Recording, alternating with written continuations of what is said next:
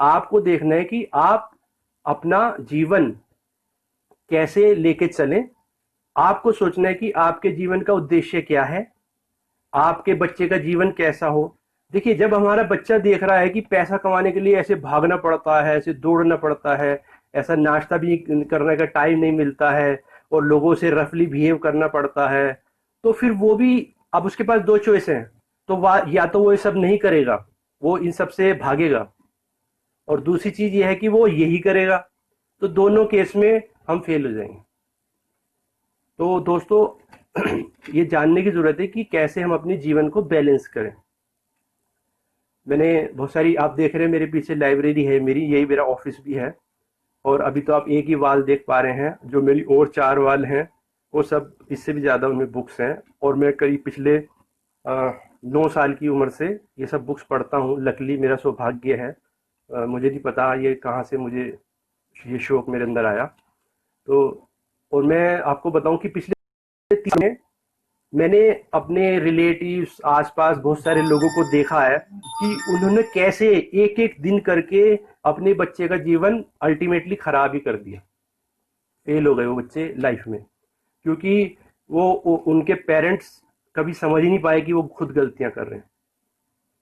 तो दोस्तों, मैं आपको बताना चाहूंगा कि जैसा कि हमारा समाज, मैं भारत के समाज की बात कर रहा हूँ, और क्योंकि मुझे दूसरी दुनिया के समाज के बारे में ज़्यादा जानकारी अभी है नहीं, तो हमारे समाज में अभी भी, चाहे हस्बैंड कम पढ़ा लिखा हो, कम इंटेलिजेंट हो, कुछ भी हो, लेकिन घर की अभी भी बहुत सारे डिसीजंस उनके हाथ में रहते हैं।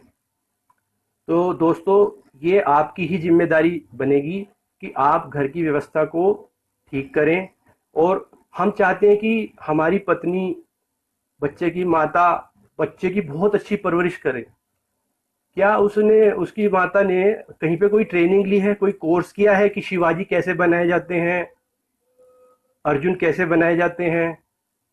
आप उनसे पूछ के देखिए, उन्होंने कभी गीता पढ़ी है क्या, कभी रामायण पढ़ी है क्या उन्होंने पूरी अच्छे से समझ के? ऐसी कोई व्यवस्था थी क्या पहले उनके घर में, या अभी है क्या आपके घर में? तो मेरा कहने का तात्पर्य यह है कि आप अपने घर में पहले व्यवस्था ठीक करें, पहले माहौल बनेगा। अगर आपको अपने घर में गार्डन बनाना है, आपको अपने घर में एक सुंदर फूलों का बगीचा बनाना है, तो उसके लिए अपने आप तो नहीं बनेगा ना वो। अब आपके पास दो चॉइस हैं, या तो आप खुद उसकी जिम्मेदारी लें और व्यवस्था करें, या आप अपने इस काम को डेलीगेट कर दें, सौंप दें, अपनी घरवाली को सौंप दें, अपनी वाइफ को सौंप दें, बच्चे की माता को सौंप दें। या अगर आप दोनों के पास भी टाइम नहीं है, तो then you need a third person. तब आपको किसी और हेल्पर की जरूरत है, जो आपके बच्चे को इस तरह की कैरेक्टर की, उसका कैरेक्टर डेवलप करने के लिए, उसकी हेल्थ को डेवलप करने के लिए, उसको, उसकी मानसिक क्षमताओं को बढ़ाने के लिए, उसकी सामाजिक कुशलताओं को बढ़ाने के लिए वहाँ पे व्यवस्था हो। और दोस्तों, मैं आपको बताऊं कि जैसा कि मैंने बताया, मेरे पास हर उम्र के, मैं आपको बताऊं, मैं 0 से लेके 100 साल तक की उम्र के बंदे की प्रॉब्लम को सुनता हूँ, समझता हूँ और उस पर उसको सलाह देता हूँ, क्योंकि मैंने को काफ़ी सालों से अपनी तैयारी की। और सारा कुल मिला के मैं आपको शॉर्ट में बताऊं तो हमें सिर्फ अपने जीवन में बैलेंस लाने की जरूरत है, बैलेंस। और मैं आपको बताऊं, हम बैलेंस क्यों नहीं ला पाते?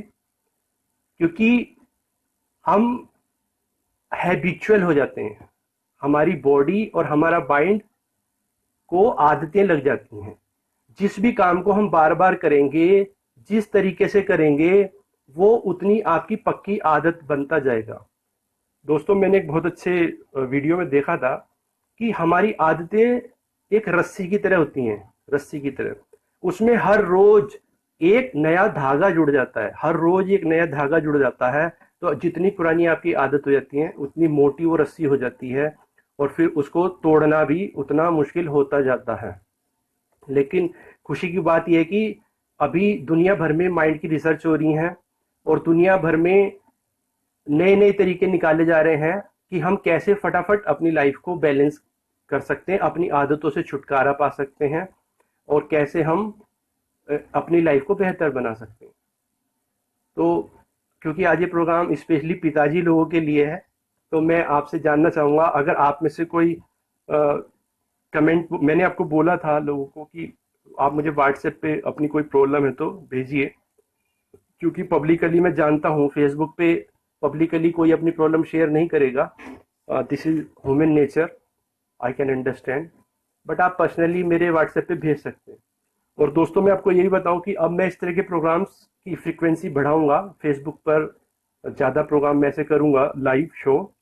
तो उसमें आप मेरा जितना इंटरेस्ट लेंगे आप लोग, उतना ज़्यादा मैं आपको आपकी प्रॉब्लम सॉल्व करने में आपकी हेल्प कर पाऊंगा। तो अभी हम 5 चीज़ों पे बात कर रहे थे, शारीरिक विकास। देखिए, कॉमन सेंस की बात है कि अगर एक बच्चा, मेरे पास अभी एक केस आया, मैं आपको केस हिस्ट्री के हिसाब से बताता हूँ। उसका केस आया तो उसकी मदर बोलती हैं कि ये सुबह स्कूल जाने के लिए उठता नहीं है, इसको जबरदस्ती उठाना पड़ता है। मेरा एक सिंपल सवाल था कि ये सोता कितने बजे? तो उन्होंने बताया कि 11, साढ़े 11, 12 बज जाते हैं। पापा आते हैं, फिर खाना खाते हैं, बच्चे पापा के आने से पहले खाना नहीं खाते हैं, फिर वो 12 बजे सो जाते हैं। मैंने बोला कि इनको स्कूल जाने के लिए कितने बजे उठना पड़ता है? तो उसने बताया कि 7 बजे इनकी वैन वगैरह आ जाती है, तो हम पौने 6 बजे करीब उठाते हैं। मैंने कहा जब ये 12 बजे सोएगा तो एक पढ़ने वाला बच्चा, उसको कम से कम मिनिमम 8 घंटे की नींद चाहिए। अगर 8 घंटे की नींद पूरी नहीं होगी, वो उठेगी, उसकी बॉडी, उसको रिचार्ज नहीं, बॉडी वो उठ कैसे पाएगा? तो यानी कि हम कुल मिला के उस समस्या को हम बच्चे के ऊपर लाद देते हैं कि बच्चे की गलती है। गलती नहीं ढूंढना है, बच्चे की गलती नहीं ढूंढनी, उसके कारण को ढूंढना है हमेशा, कि कारण, इसका कारण क्या है, जो कुछ प्रॉब्लम हो रही है उसका कारण क्या है। जब आप कारण की तरफ जाएंगे तो आपको आंसर मिल जाएगा, बड़े आराम से मिल जाएगा। लेकिन अगर आप सीधा ब्लेम करने के ऊपर जाएंगे, लेबल लगाने के ऊपर जाएंगे कि बच्चा आलसी है, बच्चा स्कूल नहीं जाना चाहता, तो फिर आपको कारण दिखेगा नहीं। तो बस उनका एक ही क्वेश्चन में उनका केस खत्म हो गया था कि वो सुबह उठता नहीं है। हमने बोला कि आप लोग 10 बजे लाइट ऑफ कर दो, 8 घंटे पहले लाइट ऑफ कर दो, जितने बजे इसको उठाना है। तो साथ में ये भी पता लगा कि उनकी जो मदर थी, उनकी पूरी फैमिली ही, मतलब सिर्फ वो मदर उठ जाती थी पौने 6 बजे अलार्म लगा के, क्योंकि उसे बच्चों को उठा के स्कूल भेजना था। अदरवाइज उनके घर में उस समय भी सब सोते थे, पापा सब लोग सोते थे, और वो भी बच्चों को भेज के सो भी जाती थी। मुझे ये भी पता लगा बाद में कि वो बच्चे को उठाने के बाद, स्कूल भेजने के बाद खुद भी सो जाती थी, क्योंकि उनको अपनी नींद भी तो पूरी करनी थी, है ना।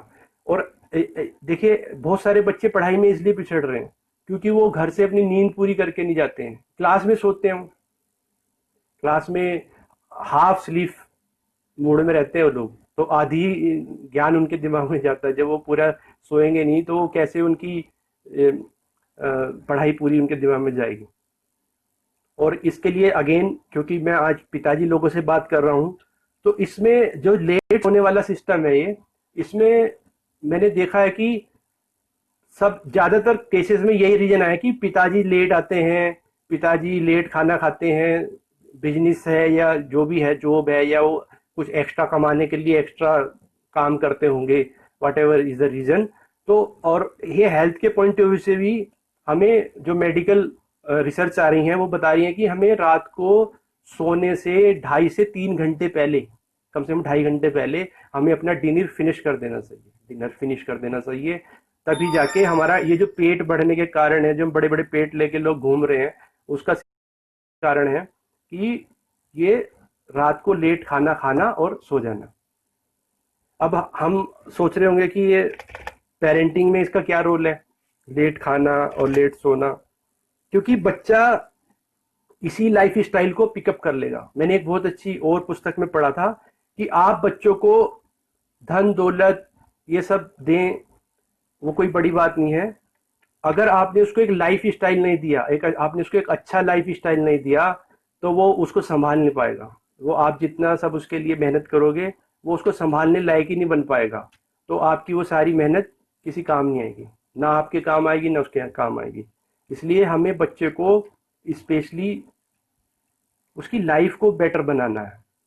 और इसलिए पूरा ये आप एक, इसका तरीका ये है कि आप, क्योंकि घर के प्रधानमंत्री आप ही हैं,